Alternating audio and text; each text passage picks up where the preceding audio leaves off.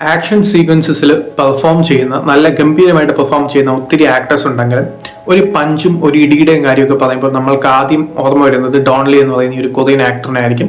Train to Busan ആയിരിക്കും ആദ്യം കണ്ട ആ ഒരു സിനിമ.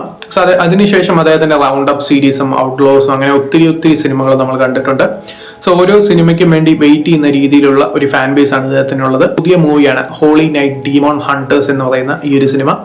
സോ ഈ സിനിമ കംപ്ലീറ്റ്ലി ബേസ് ചെയ്തിരിക്കുന്നത് ഇദ്ദേഹത്തിന്റെ ആ ഒരു സ്ക്രീൻ പ്രസൻസിൽ തന്നെയാണ്. കാരണം എന്താണെന്ന് വെച്ചാൽ വേറൊരു ആക്ടർ ആണെങ്കിൽ ഈ ഒരു സിനിമ ചിലപ്പോൾ നമുക്ക് കണ്ടു തീർക്കാൻ തന്നെ പാടായിരിക്കും. അത് തന്നെയാണ് ഈ ഒരു സിനിമയുടെ major negative. Exorcism, paranormal activity, സാത്താൻ വർഷിപ്പിംഗ് സെന്റേഴ്സ്, ഇതിനെ ബേസ് ചെയ്താണ് സിനിമയുടെ കഥ സെറ്റ് ചെയ്തിരിക്കുന്നത്. ഗംഭീരമായ സ്ക്രിപ്റ്റും കാര്യങ്ങളൊന്നും ഈ ഒരു സിനിമ ഓഫർ ചെയ്യുന്നില്ല.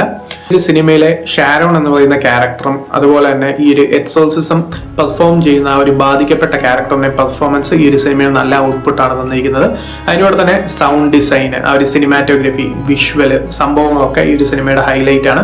സിനിമ കാര്യമായി മടുപ്പിക്കുന്നില്ല എങ്കിൽ പോലും സിനിമയിൽ എവിടെയും ലോജിക് ഇല്ല എന്നുള്ളത് സിനിമയുടെ വലിയൊരു നെഗറ്റീവാണ്. കാരണം ഇത്രയും എക്സോർസിസവും സംഭവങ്ങളൊക്കെ പെർഫോം ചെയ്ത് ഒരു വലിയ സംഭവമായി കാണിക്കുമ്പോൾ ഇവരെയൊക്കെ ഈസി ആയിട്ടാണ് നായകൻ ഇടിച്ചിടുന്നത്. അതിന്റെ കൂടെ തന്നെ ക്ലൈമാക്സ് ഒക്കെ കാണുമ്പോൾ തന്നെ നമുക്ക് യാതൊരു ഫീലും തോന്നില്ല, ചിലപ്പോൾ ചിരി തന്നെ വരും. അത് സിനിമയുടെ ഒരു നെഗറ്റീവാണ്. സോ താല്പര്യമുള്ളവർ കണ്ടു നോക്കാം. ഇതിപ്പോൾ ആമസോൺ പ്രൈം വീഡിയോയിൽ അവൈലബിൾ ആണ്.